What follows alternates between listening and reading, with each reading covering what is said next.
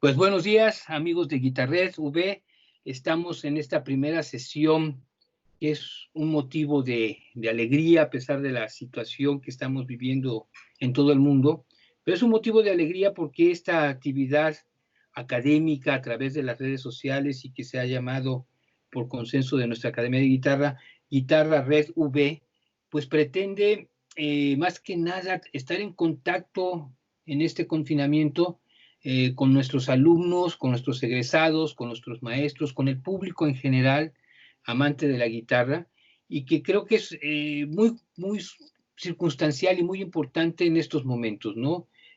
Darnos un momento de aliento, de esperanza, distraernos un poco de la situación, voltear hacia nuestra actividad principal dentro de la Universidad Veracruzana, que es la docencia, la academia, la difusión de la cultura, de la cual nuestra casa de estudios se ha caracterizado mucho tiempo, desde su creación como una casa que pretende la difusión de la cultura.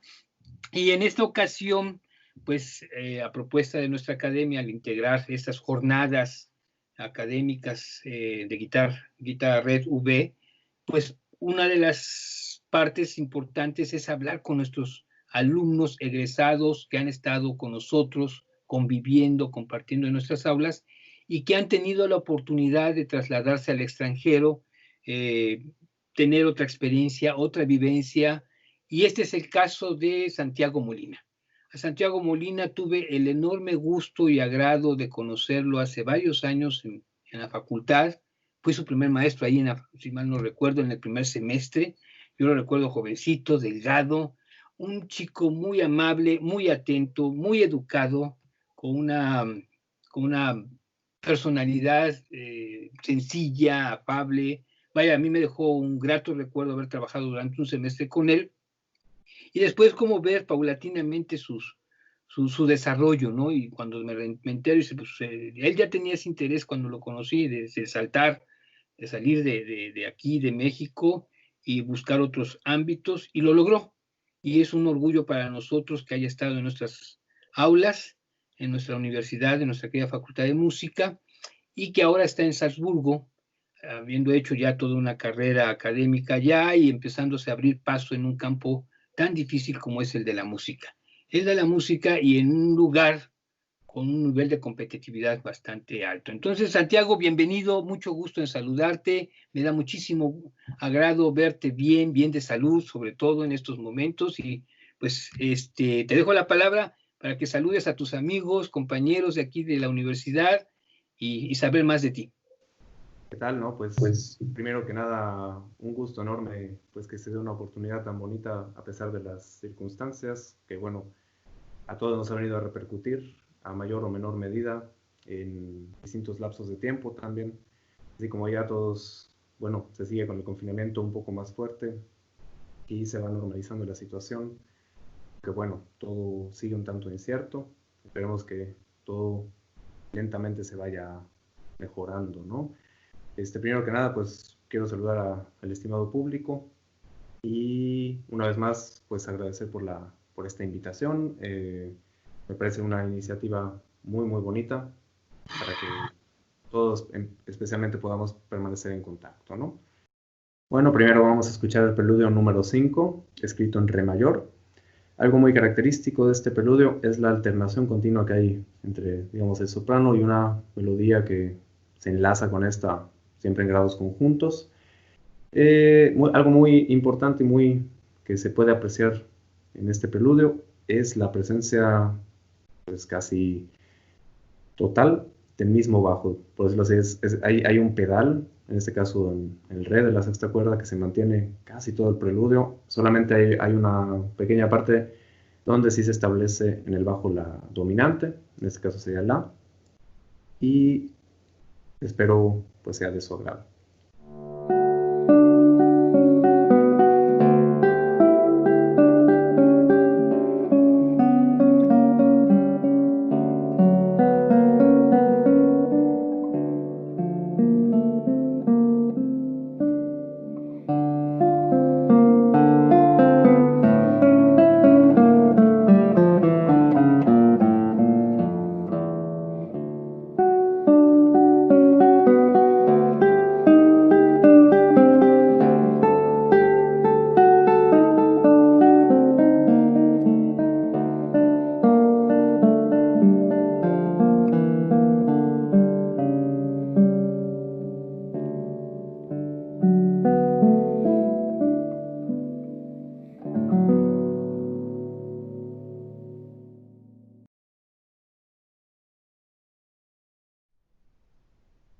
¿Cómo fue?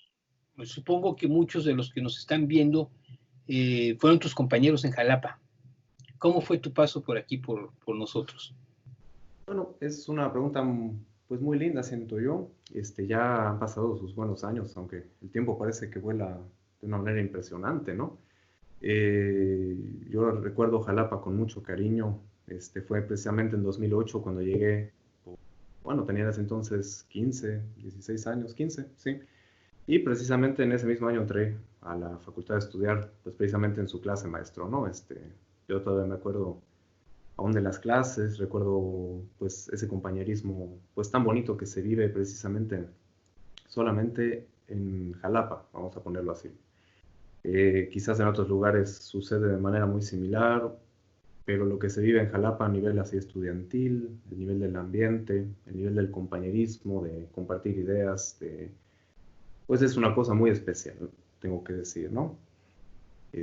Sí, son bonitas memorias que a uno se le quedan, ¿no? Y que de alguna manera uno quiere también fomentar hoy en día, cuando va de labor de la enseñanza, pues el mismo entusiasmo con el que uno vivió, por ejemplo, pues esos años que, sí, pues que se van tan rápido, ¿no? Por decirlo de este modo. ¿Y cómo fue tu cambio hacia una ciudad cosmopolita prácticamente, con otra cultura musical, con otra exigencia? ¿Cómo fue tu cambio hacia Europa, hacia en particular Salzburgo? Bueno, siempre sucede esto que se le llama el choque cultural, ¿no? Siempre que uno cambia de país, siempre sucede, pues para empezar hay una barrera en primer instante que siempre puede ser el idioma, en primer lugar.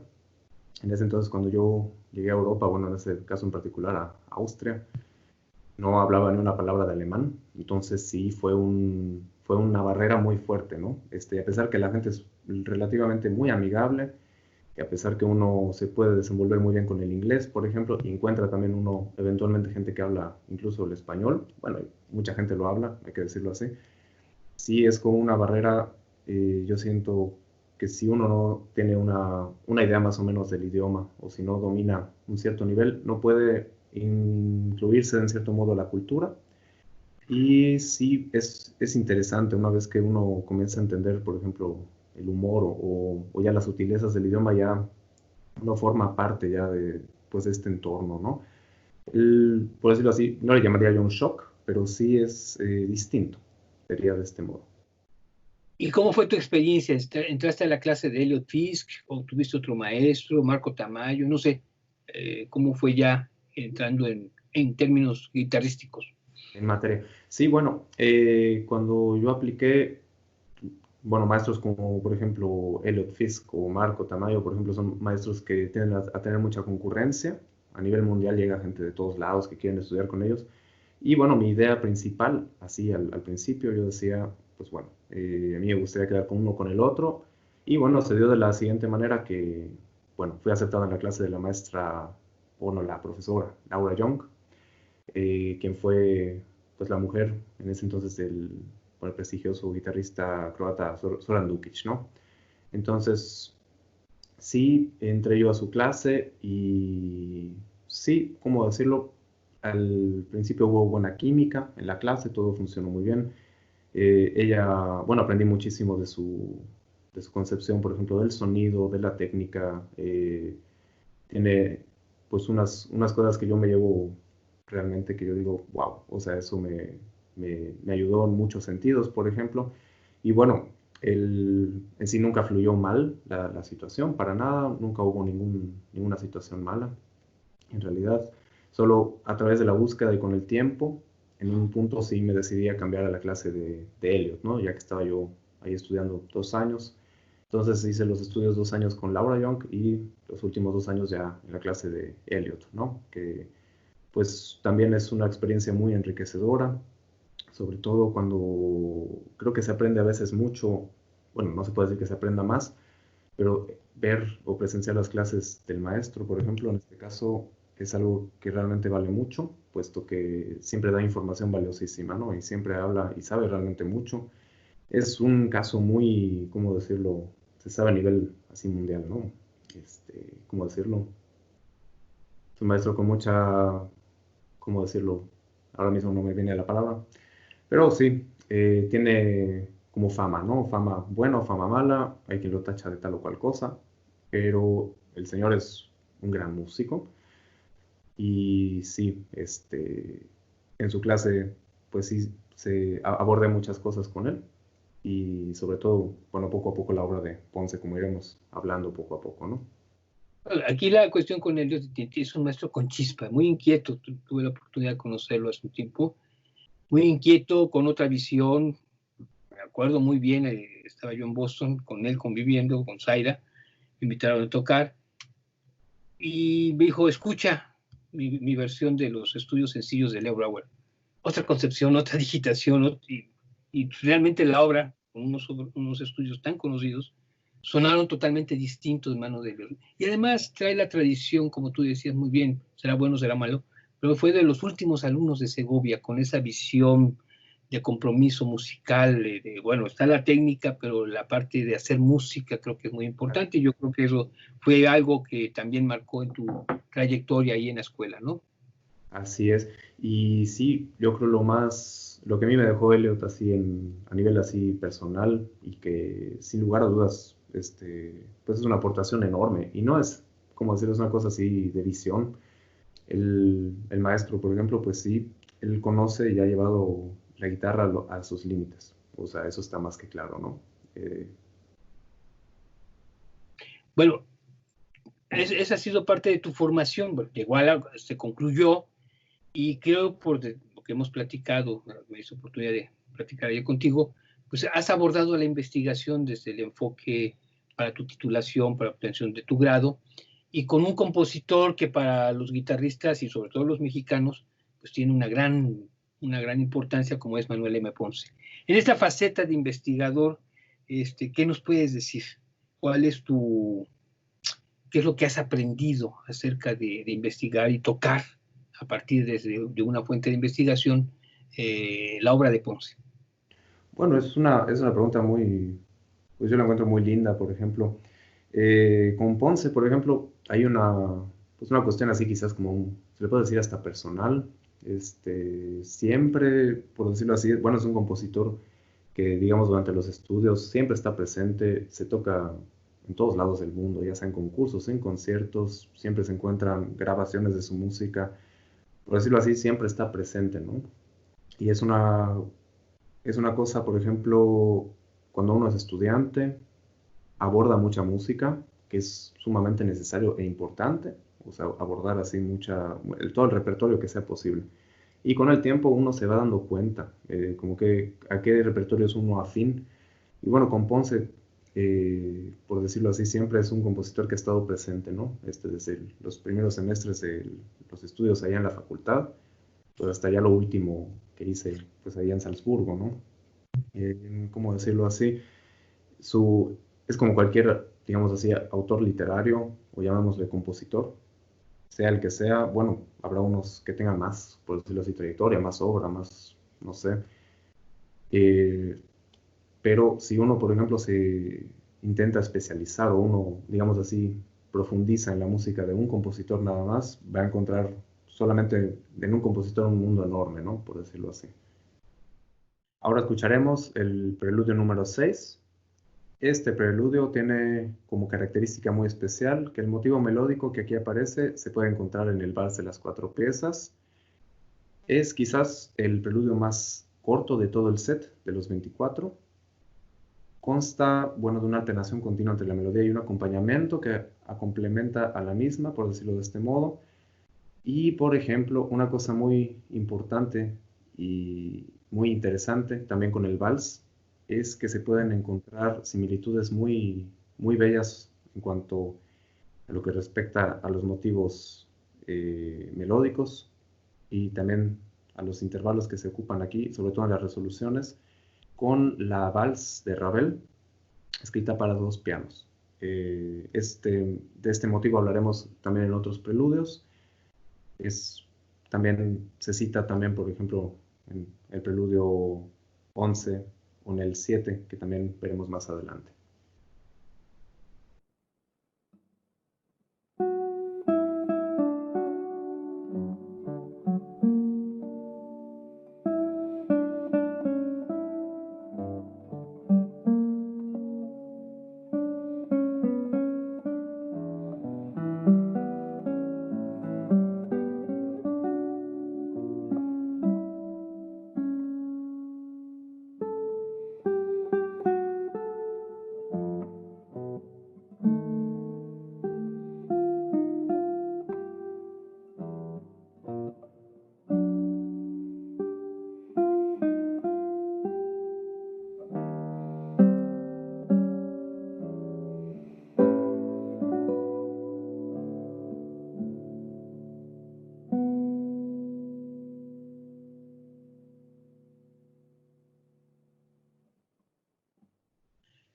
Por lo que platicábamos, tu tesis de grado es sobre Ponce y una obra en concreto, ¿no?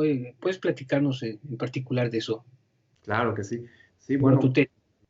sí, con la cuestión de la tesis, existe la posibilidad de elaborar, por ejemplo, un análisis de, por ejemplo, sí, o algún tema así que sea de interés, ya sea así como científico o artístico, ¿no? Se tienen que hacer dos tesis en el Mozarteum para poderse titular del bachelor o, bueno, de la licenciatura. Y en este caso, yo me decidí a hacer un análisis sobre el tema las variaciones y la fuga, sobre las folias de España. Y bueno, fui asistido, bueno, por decirlo así, mi asesor de tesis fue el compositor italiano Simone Fontanelli, quien, bueno, le guardo un gran estima y es también un gran compositor. Y sí, me dio una asesoría increíblemente buena, pues, para encontrar así respuestas a distintos pasajes que, bueno, pueden resultar a veces un poco confusos. Y aprendí en ese proceso también mucho acerca del lenguaje de Ponce, ¿no?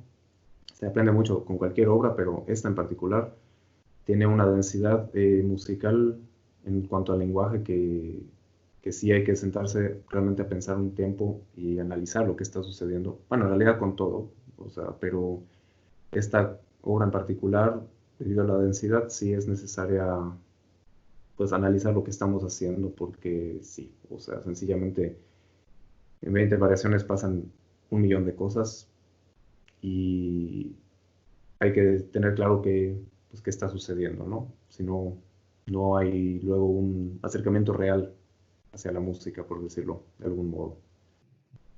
Ahora escucharemos el preludio número 7, escrito en la mayor.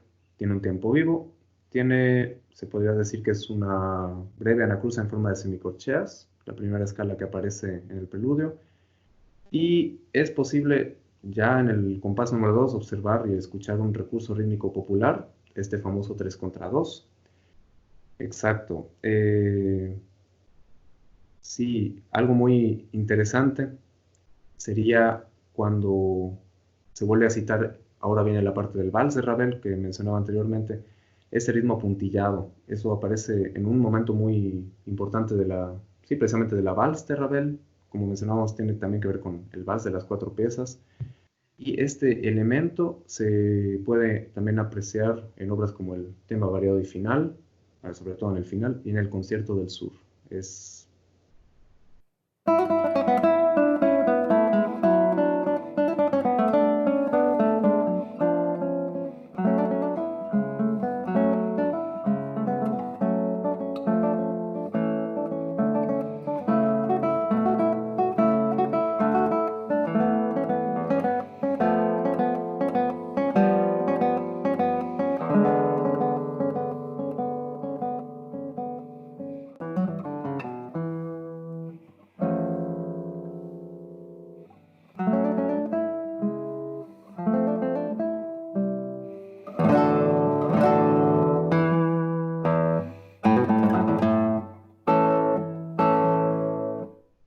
¿Qué nos puedes decir de eso? Porque lo vas a ver cada una de las variaciones, pero también en algunas obras del compositor, de esa camaleónica personalidad musical que tenía de un día es neoclásico, otro día es vanguardista, otro día es impresionista.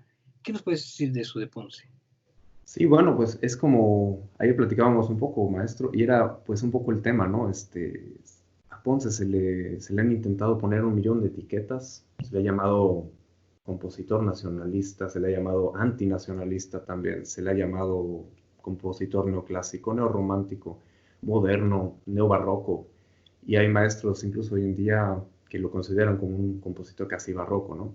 Cada quien tiene sus razones, cada quien tiene sus argumentos.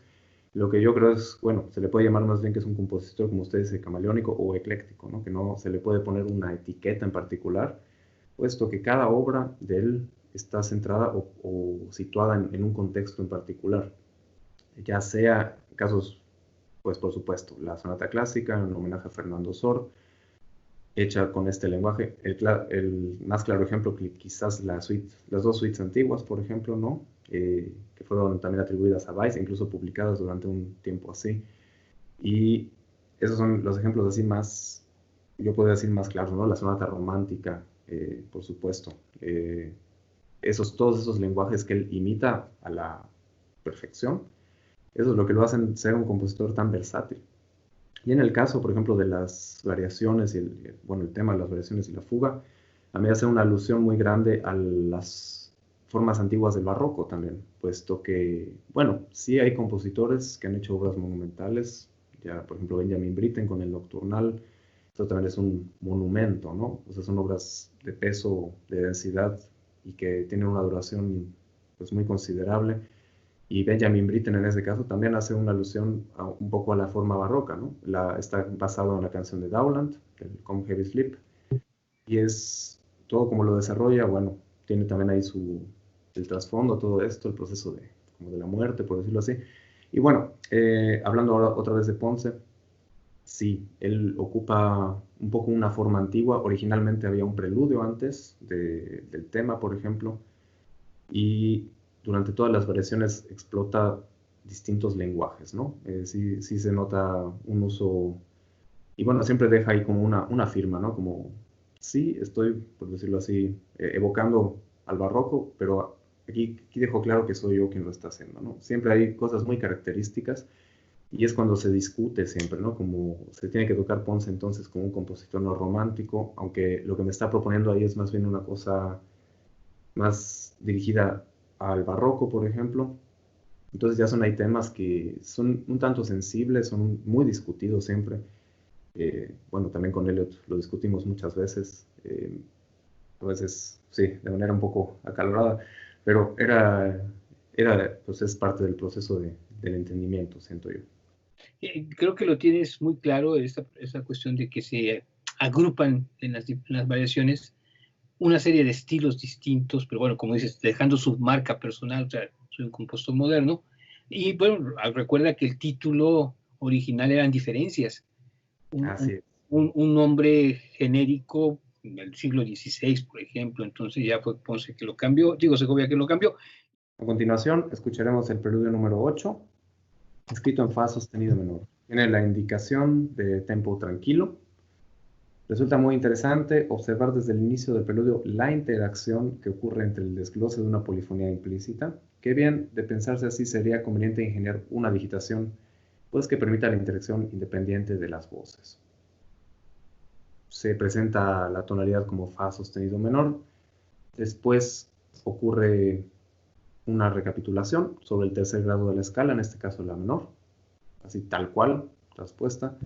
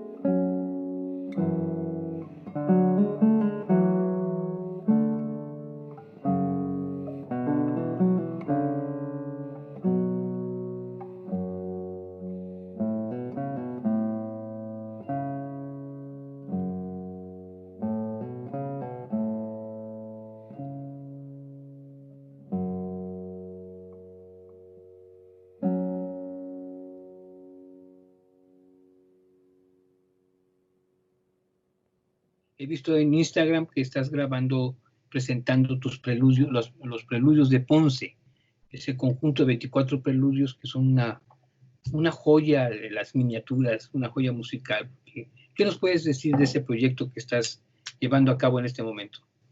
Y bueno, en cuanto a los preludios, también los estuve abordando durante también los estudios, algunos me los he leído últimamente, y es este proceso, por ejemplo, de conocer la obra, en este caso de Ponce. O sea, lo decía Martin Dillon en una entrevista, ¿no? Incluso donde aparece el doctor Miranda, lo decía, uno puede pasar la vida entera con compositores como Ponce o Tanzmann, ¿no? Lo que los compara mucho porque, bueno, no solamente por el lenguaje, que es un tanto similar, sino también por la trayectoria como compositores, ¿no?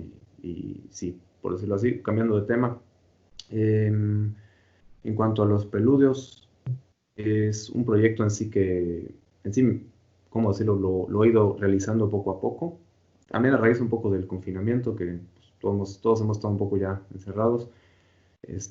Me dijo un día, bueno, sería bonito, por decirlo así, no en sí por la pretensión de buscar bueno, por llamarlo así, no es aceptación, pero como sin la pretensión de que, wow, que todo el mundo le encante, o que todo el mundo lo busque, o que haya un público así gigantesco. No, pero sí hacer una mezcla, por ejemplo, eso es una cosa muy personal, de la cual quizás más adelante podremos hablar, pero la mezcla entre imagen y música, como se podrán ver más adelante quizás en los videos, va de la selección de imágenes que pasan bien con los preludios precisamente, ¿no?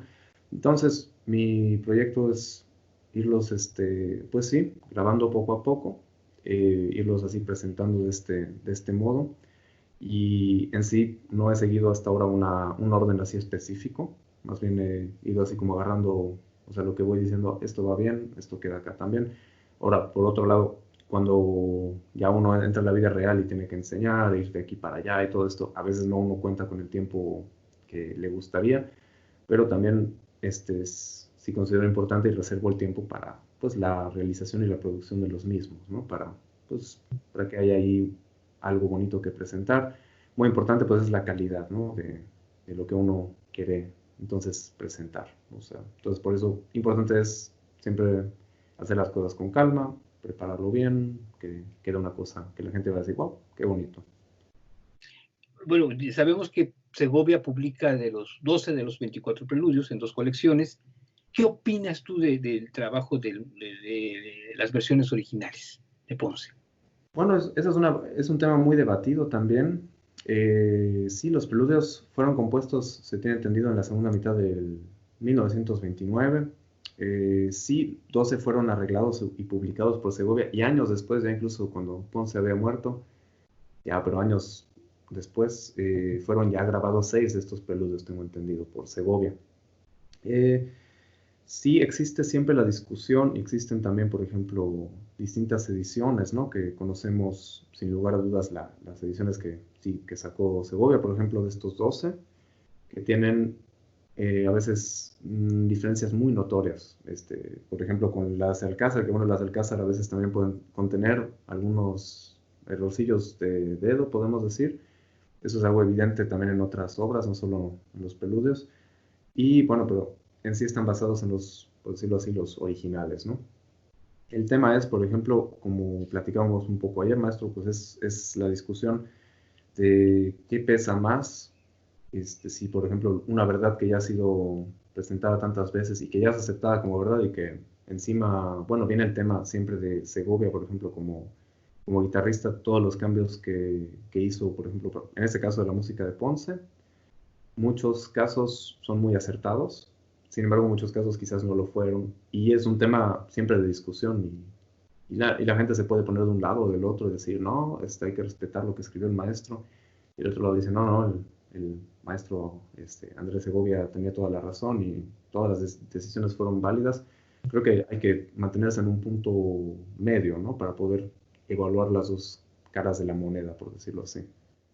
Pero tú ayer lo comentabas precisamente, la personalidad de Ponce como que permitió que Segovia hiciera de las suyas, entre comillas, ¿no? Yo Ah, sí. recuerdo una anécdota publicada en una revista aquí en México que le hacen a Guillermo Flores Méndez, uno de los decanos de la enseñanza, que le tocó a Ponce, fue su maestro y le tocó su versión completa del vals, de las 4 piezas, el vals que Segovia recortó, parece ser, bueno, lo recorta, y Ponce le dice, me gusta cómo lo escribí, pero Segovia pues, lo hace bien, pero me gusta cómo está mi original. Hay más palabras menos, pero bueno, eso nos da cuenta de que Ponce pues se sentía halagado de que un guitarrista de la talla de Segovia se estuviera preocupando por su obra y no ponía mayor prejuicio.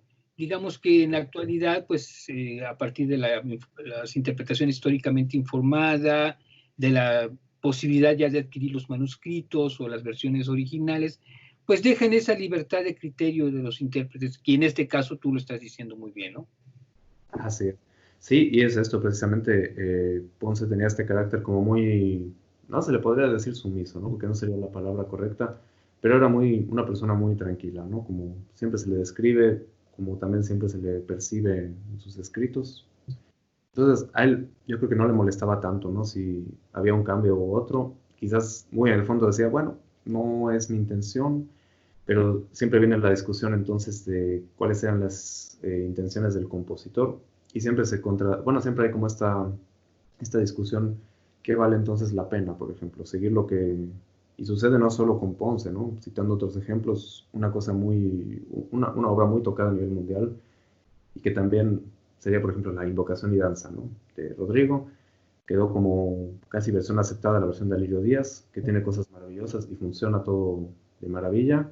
Sin embargo, existe, por ejemplo, la versión de Pepe Romero, por ejemplo, ¿no? Que es en sí intocable, o si se puede tocar, no ayuda para nada al discurso musical. Entonces, ya es la decisión del intérprete, qué tomo, por ejemplo, de esta o de la otra, o se pueden mezclar cosas y con qué criterio lo hago, ¿no?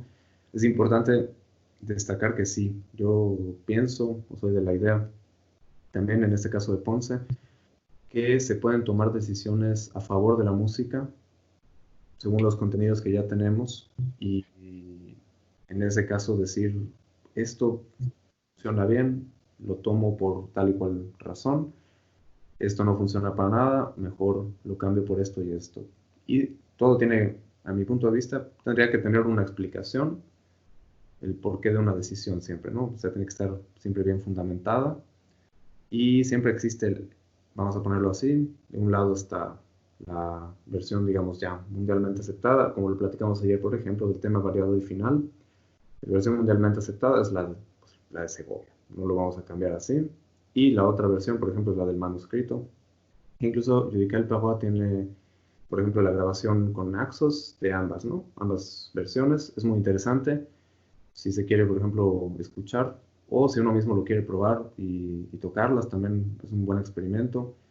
Pues probar qué sensación le deja uno a cada una, por ejemplo, qué tiene en sí más redondez o qué es más orgánico también en cuanto a la estructura de la pieza.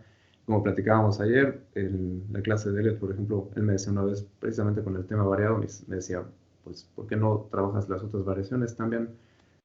Y tratas de hacer una versión que nadie ha hecho, ¿no? Una cosa con, no sé, cambiando el orden de las variaciones, quitando una que otra. Bueno, ahí es como un experimento, ¿no? Puede resultar algo muy bueno, pero puede no resultar tampoco nada. Entonces, pero lo que sí resulta y lo que es importante destacar después es el aprendizaje, ¿no? El proceso de decir, bueno, lo probé así, la sensación que me deja fue esa, está muy bien. Y personalmente, y que lo he probado así también, también la otra versión, la del manuscrito, con el orden, cambiando el orden, quitando una variación, poniendo otra.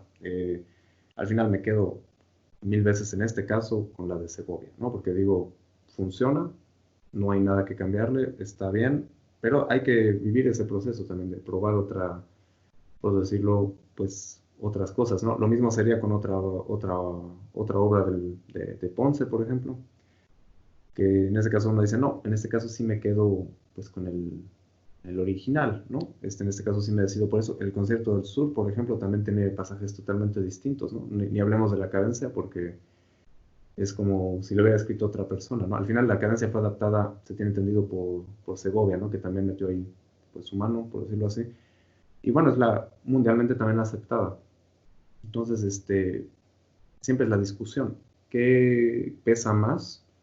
Algo que ya está mundialmente aceptado o bueno, también supuestas intenciones originales del compositor, si nos ponemos en un plan muy purista también. Entonces ahí viene esa parte, ¿no? Donde uno tiene también como intérprete de asumir una postura, o sea la que sea, y sobre todo no solo asumirla, sino luego defenderla. Es, es lo que creo que es más importante, ¿no? Porque normalmente se suele ser así, que el profe te dice, hazlo así, hazlo así, o deberías hacerlo así o acá, y está muy bien para un proceso. En un punto uno tiene que defender su verdad, y una verdad, pues como que puede funcionar para uno, como no podrá funcionar para muchos otros. Es siempre así. A continuación, escucharemos el preludio número 11, escrito en si mayor, con la indicación de tiempo vivo. La melodía es de apreciarse en una voz intermedia, mientras que las voces superiores ocurre el mismo fenómeno, por ejemplo en el compás 6, el uso breve del acorde napolitano característico de la música española y comúnmente utilizado por Ponce.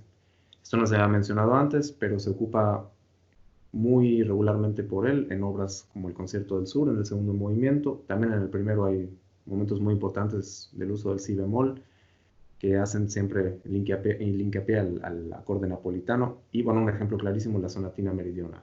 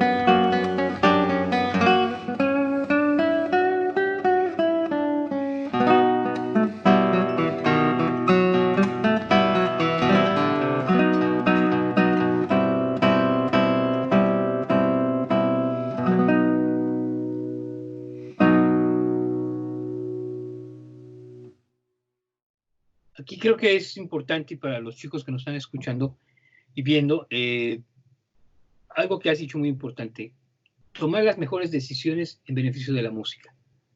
Creo que eso es fundamental y creo que eso denota también un proceso de madurez de tu parte en el pensamiento, en la forma de ir evolucionando. Pues mira, el tiempo se nos acaba, me quedo, Santiago, pero ¿qué viene después de este proyecto? ¿Qué viene después del confinamiento? Todos sabemos esa frase trillada que esta situación espera que nos haga cambios en beneficio personal y social. ¿Qué viene para ti después? Bueno, para nosotros bueno, por estos lares, como decimos, en sí, como le comentaba, se está normalizando poquito a poco la situación. Sí se ha venido a resentir un poco y se va a venir pues una cosa muy fuerte así económica, como mucha gente lo viene a ver. Hay que estar pues preparados, pero creo que ahora sí citando al grandísimo Silvio Rodríguez, pues en su canción Al final de este viaje en la vida, ¿no? Al final el mensaje, hay que permanecer sonrientes, aunque las cosas no estén en el mejor momento que se va a venir en muchos años quizás, ¿no? Hay que permanecer solamente optimistas, no hay que perder el ánimo. Y bueno, concretamente, pues con nosotros aquí, ahora, pues bueno, le cuento así rápidamente, en lo que respecta a las clases, nosotros, bueno, yo y mi novia, por ejemplo, fundamos nuestro propio estudio de guitarra, aquí donde vivo en Friedberg, y aquí, pues bueno, tenemos nuestra clase, por decirlo así, privada, ¿no? En ese caso ya retomamos clases la semana pasada, todos los chicos, bueno, se tienen que desinfectar las manos, ponerse sus tapabocas, tomar las medidas que son fundamentalmente válidas, ¿no? Y que son casi obligación. O sea, no hay, aquí es así o es así, no hay de otra. O sea, si llega un lineamiento de ley, tiene que ser cumplido. Entonces, por ese lado sí ya retomamos. En la escuela estatal donde enseño, en Neu-Ulm, ahí también ya se está comenzando otra vez a retomar la actividad. Ahí tengo yo una clase de unos 30 chicos, por ejemplo, que también pues, vienen a clase semanalmente y se va alternado en online, por ejemplo, y bueno, presencial también poco a poco, ¿no? Y bueno, y en la universidad, donde ahora enseño a futuros maestros de primaria, que uno tiene que mostrar y enseñar los fundamentos del instrumento también, y tienen que ser capaces de tocar algo muy decente y a muy buen nivel también para que se puedan titular, o pasar unas pruebas muy importantes. En este caso, pues todo se hace en online, entonces ahí no hay casi ningún cambio. Y en parte, bueno, en la parte así de artística, pues ahora la parte de los conciertos va a estar un tanto limitada. Como bien se sabe, ahora todos estamos frente a este reto, ¿no? De cómo va a ser el futuro para la música en vivo. Ese es otro tema, pues creo que a todos nos interesa mucho escuchar propuestas, ideas. Yo creo que esta situación lo que viene cambiando para bien y para mal es un tanto un paradigma que venimos ya arrastrando desde hace muchos años. Sin embargo, viene a dejar también en claro que el sistema tal cual como ha funcionado en los últimos años no puede ser sostenido si no es solamente con consumo, que es una cosa muy grave y que lamentablemente no va a cambiar así de fácil. El consumo, para que todo camine como lo conocemos y para que haya esta normalidad, el consumo tiene que estar pues ahora sí, como primer lugar. Es una cosa que realmente uno se da cuenta cuando este tipo de cosas suceden, pero ya la tenemos tan implícita que no nos damos cuenta. O sea, y consumo pues de todo. Si no, la economía se frena. No, no. Y como último escucharemos el Preludio 21. Está basado en una canción popular mexicana. El Pájaro Prieto se llama. Esta no es en sí, ni sería un arreglo de la canción como tal. En sí, Ponce ocupa los motivos de la misma y los presenta de una manera continua, sin las repeticiones que ocurren en las versiones populares. Una vez presentada ambos primeros versos, se puede apreciar un breve puente para recapitular una vez el tema. Hay una versión muy linda, por ejemplo, de esta canción, citando también a un colega y buen amigo, Eloy Zúñiga, con su grupo La Manta, por ejemplo. Tienen un tributo a esta canción muy bonito, muy bien hecho. Claro, se trata en este caso de fusión con son jarocho. Vale la pena, sin lugar a dudas, también echar ahí una oreja, como decimos.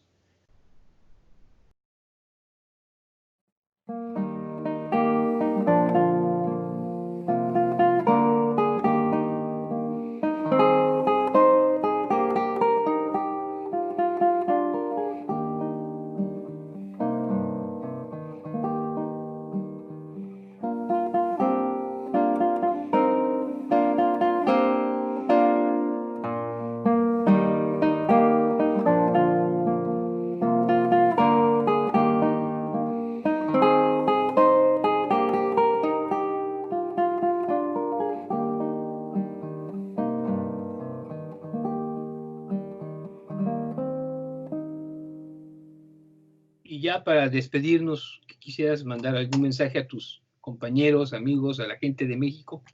Claro que sí, ¿no? Pues, ¿cómo decirlo?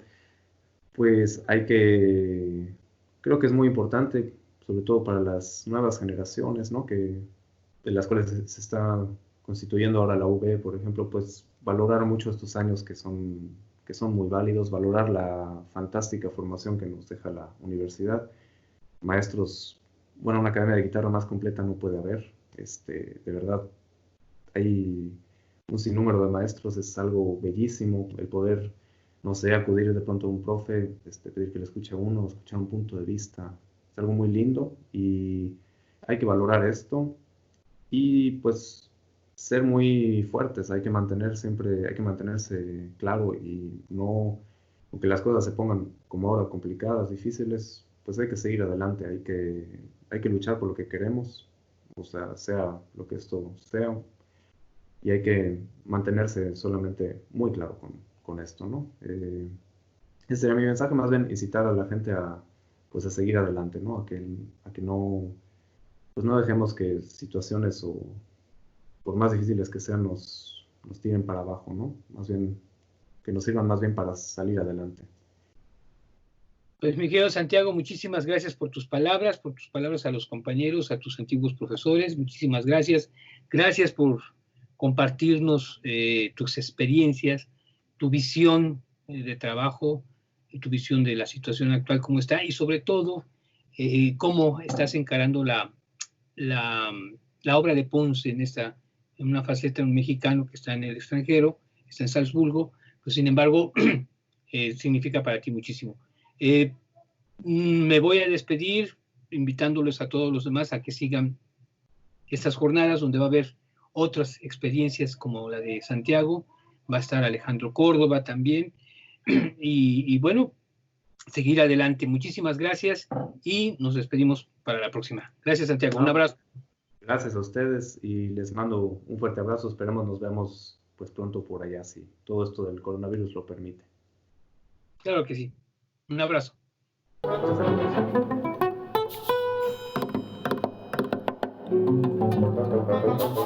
gracias.